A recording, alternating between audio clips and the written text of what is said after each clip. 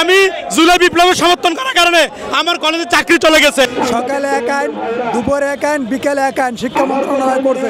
এখানে আমরা শান্তিপূর্ণ মানববন্ধন করছিলাম, পুলিশ অতর্কিতভাবে এসে আমাদেরকে গুলি অকটেল আমাদেরকে বিশেষ গণবিজ্ঞপ্তি দিতে হবে।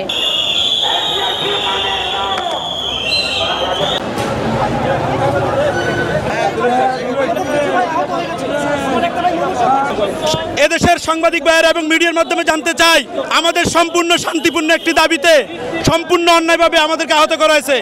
আমাদের 7-8 জন মারাত্মক আহত হয়েছে, তাদেরকে হাসপাতালে রাখা হয়েছে। আমরা 17তম নিবন্ধনধারী, 31 বছর বয়সে আমরা আবেদন করি। আমাদের দাবিটি অযৌক্তিক নয়। আদালত, আইন মন্ত্রণালয় থেকে আমাদের পক্ষে বলা হয়েছে যে আমাদের আবেদন বৈধ। আমাদেরকে অন্যায়ভাবে আহত করা হয়েছে। আমরা এর বিচার চাই। জুলাই বিপ্লবীকে আমরা এই জন্য জীবন দিয়েছি। আমি জুলাই বিপ্লবের সমর্থন করার কারণে আমার কলেজে চাকরি চলে গেছে। আজকে আমি আহত, আজকে আমার বাইরে গুলে দেওয়া হতো। 1 বছরের পরীক্ষা 4 বছর নিয়ে, এটা এনটিএসসি দায়।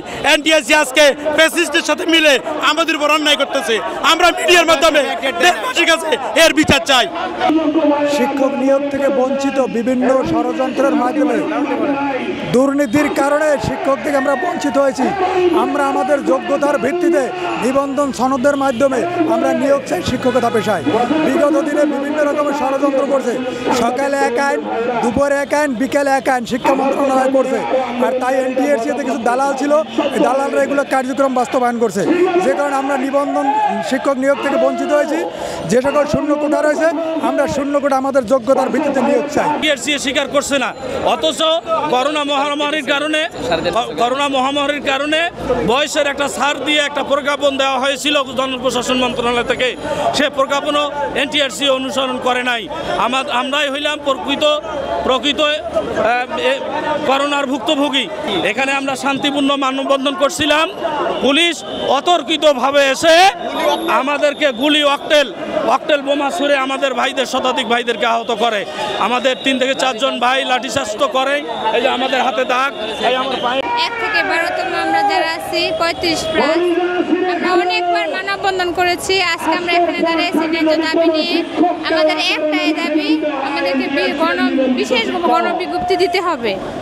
আমাদের 35+, এটা আমাদের বয়স উত্তীর্ণ হয়েছে না, আমাদের জন্য না। এটা সরকারের বিভিন্ন ফ্যাসাদের কারণে, অনৈতিকতার কারণে, সরকারের বর্বরতার কারণে তারা অনেকতা করছে। তারা জয়া সনদ বিক্রি করছে, ইন্টারনেটে চাকরি দিয়েছে। আর আমরা বৈধ সনদ দাঁড়িয়ে আজকে রাস্তায় দাঁড়িয়ে ঘুরে বেড়াচ্ছি। আমি 10ম নিবন্ধনধারী। আমি এখানে দাঁড়িয়েছি আজকে আমার অধিকার আদায়ের জন্য।